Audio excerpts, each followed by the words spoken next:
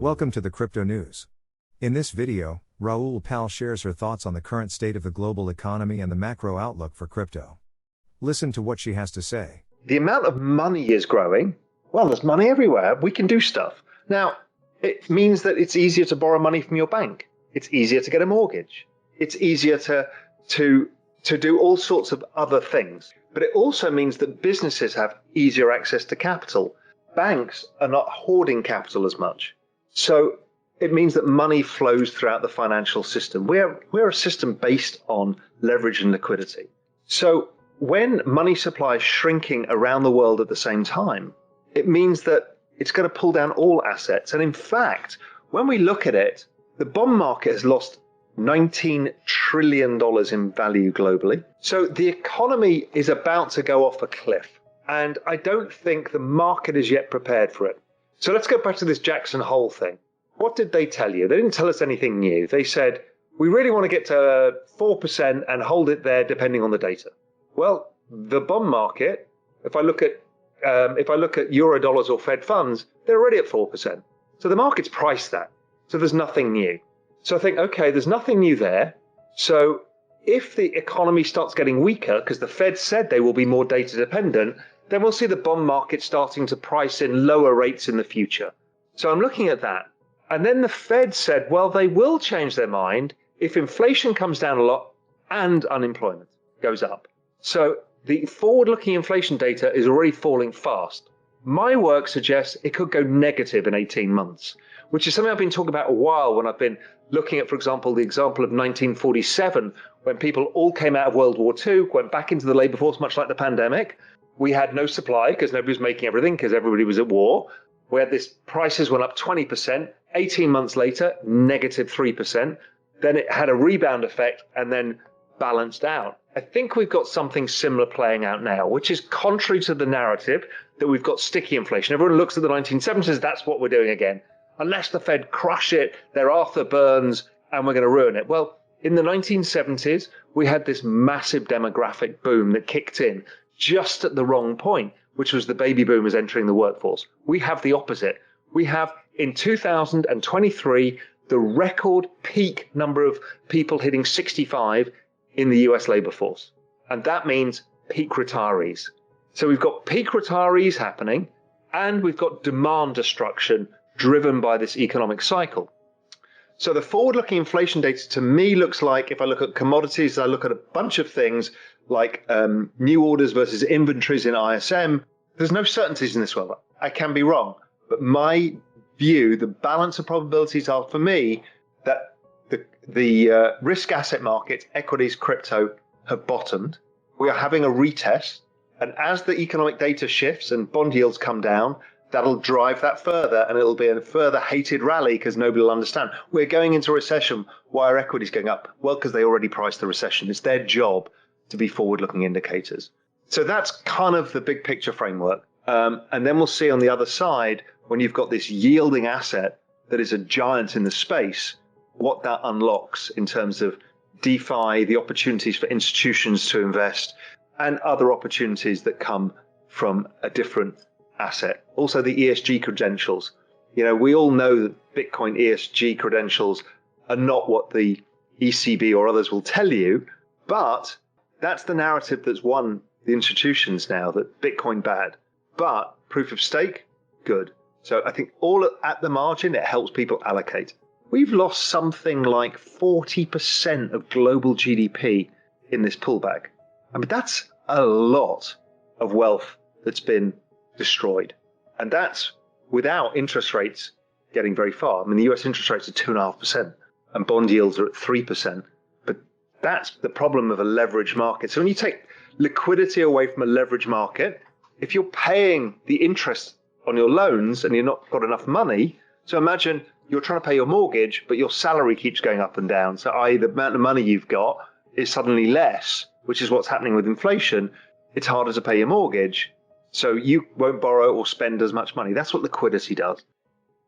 I know the Fed want to get to 4%, but my work suggests that the economic data will fall apart too fast for that to happen. This is federal funds rate for people who aren't following this as close. That's right. Yeah. So that's the official interest rate from the Federal Reserve.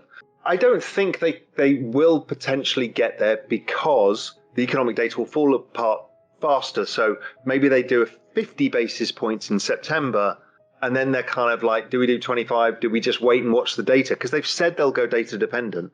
And if the data falls apart, 2 months is not a lot of time. So maybe they get 2 rate rises in, maybe they only get 1 in. I think it's going to be difficult if I'm right about the economic data this month. I think it's going to be really hard for them to do 75. I think they'll go 50. They've already said it's 50-50 anyway, whether they'll go 75 or 50. And then we should start to be getting to the grips of the massive slowdown in the economy that I foresee, and therefore they might not get to the 4%. But they will pause and wait. They're not going to cut immediately. That's not going to happen. But they're going to pause and wait. The Eurodollar market and Fed funds market says they start cutting next year, and it keeps moving around when they start that. But that's what they're thinking. The other big part of the equation is the dollar. The dollar is the key asset of all assets. It is 80% of all world's trade is priced in dollars. So if the dollar goes up or down, it matters. The dollar is driven by global liquidity as well. And there's massive dollar borrowings around the world. More people borrow in dollars than any other thing. So when liquidity is drawn away, people scramble to pay back their loans, and then countries go bust, like Sri Lanka did, and places like Colombia have been running into trouble. So the dollar has been on this screaming bull run. It's now the second biggest bull run since 1996. I'm not sure it's yet peaked. It will do when monetary conditions back off significantly. But we're not there yet. Even if rates come down a bit, it's not clear the dollar will do it because Europe is a big drag. China's a big drag. There's some real issues out there in the global economy that means the dollar is still the kind of shiniest currency. It can't be a black swan by the very understanding that we all know about it. Black swans are risks that we don't understand. So for us, at best, it's like, when does it happen? Sorry, at worst is when does it happen? At best is maybe it doesn't happen. So we all understand the risk, but it's geopolitics. We have no idea how this plays out. I understand that the Russian situation put it to the forefront of people's minds, and it's definitely a possibility. But I don't think China wants to cut itself off from the world, and I don't think the US wants to cut itself off from China yet.